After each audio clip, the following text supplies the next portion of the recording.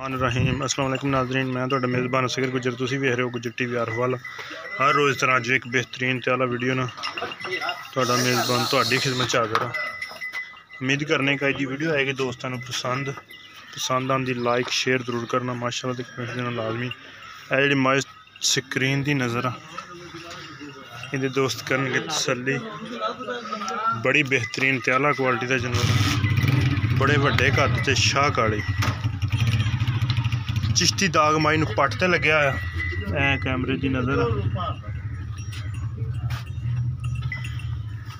थान माशाअल्लाह बड़ा प्यारा वा, बड़े वड्डे कद च एक हड्डी दी बरीक माइयां करा रहे भरावन बिल्कुल सलियां। थान माशाअल्लाह बड़े प्यारे, धुन्नी ते जरा लो पाई है बुढ़े रस्म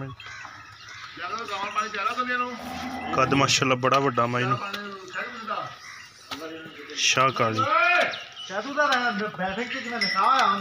बंदे दे मोढे मोढे ने माशाअल्लाह बराबर आ भाई दे। एडा मज का कद आ, चंगे कद वाली मझ ते की मुल है इस किनवा सूआ सुना जी? दूसरा सूआ सुना वा, दूसरा सूआ सुना वा ते माशाअल्लाह बड़े वड्डे कद च बड़ी एक आला ते नयाब मझ। ते किन्ना एदा दुध दा को डिमांड रिकॉर्ड? दुध इंशाल्लाह करेगी 15-16 किलो। 15-16 किलो। ते की एदा प्यार में बताला मुल? 3 लाख ते 20,000 रुपया डिमांड। ते कमी पेशी थोड़ी बहुती हो जाएगी, कमी पेशी भी हो जाएगी।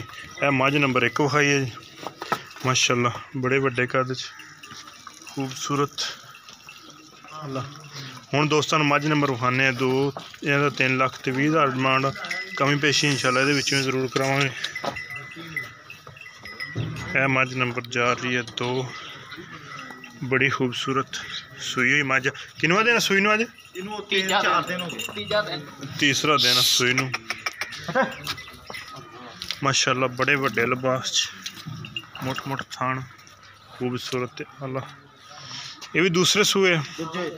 दूसरा सूआ। तो किन्ना दुध हाजिर टाइम? चोण दी चंगी है हैं? सोना ए कट्टा ए मझ माशाअल्लाह बहुत ही खूबसूरत मुठ थान ते माशाअल्लाह विरला मज बड़ियां। ते एदा की मुल आ जी? 2,90,000 रुपये माशाअल्लाह। 2,90,000 रुपये डिमांड। तो कमी पेशी इंशाल्लाह ये भी करावांगे। बहुत ही खूबसूरत आला नीली दे ब्रांड। वेखण वास्ते साढ़े चैनल कर दो सबसक्राइब, नाल लगे बैल आइकन के बटन जरूर कर लो जरूर प्रेस, ताकि हर नवी वीडियो नोटिफिकेशन पर वक्त भरावां नूं मिल सके। एक अगली तो नवी बेहतरीन वीडियो में फिर मिलेंगे। उन देर तक अपने मजहब नसीब की इजाज़त। अल्लाह हाफिज़।